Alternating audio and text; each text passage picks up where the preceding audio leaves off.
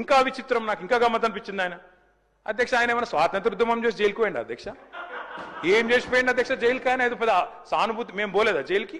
వరంగల్ జైలుకి నేను కూడా పోయిన తెలంగాణ ఉద్యమంలో. ఎస్ ఉన్నాం, అక్కడ బరాబర్ ఉన్నాం. మీరెందుకు పోయినరంటే నేను అడుగుతున్నా ఈరోజు. ఎస్ మీ ఇంటికి ఇవ్వాలని జూబ్లీ హిల్స్ ప్యాలెస్ మీదకి ప్రైవేట్ డ్రోన్ పంపితే ఊకుంటావా? అక్కడ నీ బిడ్డనో నీ వైఫో ఉంటే వాళ్ళని ఇష్టం ఉన్నట్టు ఫోటోలు తీస్తే ఊకుంటావా? ఎవరి ఇళ్లలో పడతా వాళ్ళ ఇళ్ళ దొరబడతా, నా ఇష్టం ఉన్నట్టు చేస్తా, అరాచకం చేస్తా అంటే ఊకుంటారా అధ్యక్ష? ఇది పద్ధతేనా అధ్యక్ష? అంటే మీ కాడికి వచ్చేవరకే కుటుంబాలు, మీ కాడి కొరకు వచ్చేవరకే భార్య పిల్లలు, వేరే వాళ్ళకి లేరా అధ్యక్ష భార్య పిల్లలు? మీరు ఆనాడు ఇష్టం ఉన్నట్టు మాట్లాడినప్పుడు, లేని రంకులు అంటగట్టినప్పుడు, ఇష్టం ఉన్న సంబంధాలు మాట్లాడినప్పుడు ఆ రోజు లేవా నీతులు? చివరికి మా ఇంట్లో పిల్లల్ని కూడా తిట్టింది మీరు కాదా?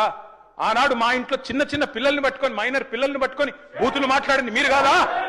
మీరేదో పెద్ద సానుభూతి కోసం మాట్లాడితే ఏం పని చేసిపోయినా మీరు జైలు. అయినా నేను అడుగుతున్నా ముఖ్యమంత్రి గారు, నేను అడుగుతున్నా అధ్యక్ష, జైలుకి ఎవరు పంపుతారు అధ్యక్ష? ప్రభుత్వాలు పంపుతాయా? కోర్టులు పంపుతాయి. కోర్టులో మీరు ఛాలెంజ్ చేసినారు, నన్ను రిమాండ్కి పంపొద్దు అని మీ లాయర్లు అడిగినారు. కోర్టు కాదు మీరు జైలుకే పోవాలని చెప్పింది. మేమేం చేస్తాం దానికి? రిమాండ్కు పంపేది మేం కాదు సార్, మీరు కాదు.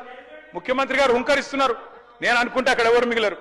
నువ్వు ఏమనుకున్నా ఏం ఫరకు పడదు, నువ్వు ఏం చేసుకున్నా ఏం ఫరకు పడదు. నువ్వు అనుకుంటున్నావేమో పదవి శాశ్వతం, అధికారం శాశ్వతం. ఏది శాశ్వతం కాదు అధ్యక్ష. నేను కోరుతా ఉన్నా, ముఖ్యమంత్రికి అపరిమితమైన అధికారాలు ఉండవు.